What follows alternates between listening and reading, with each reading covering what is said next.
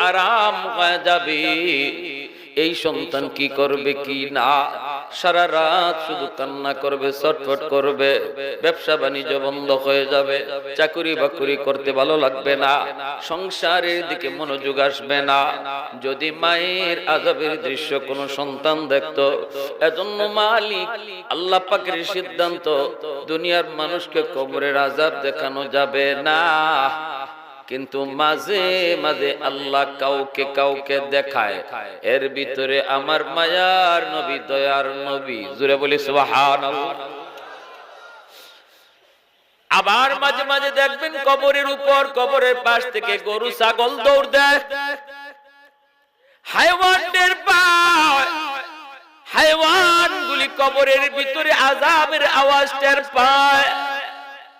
আল্লাহ নবী, রহমতের নবী, মায়ার নবী বলেন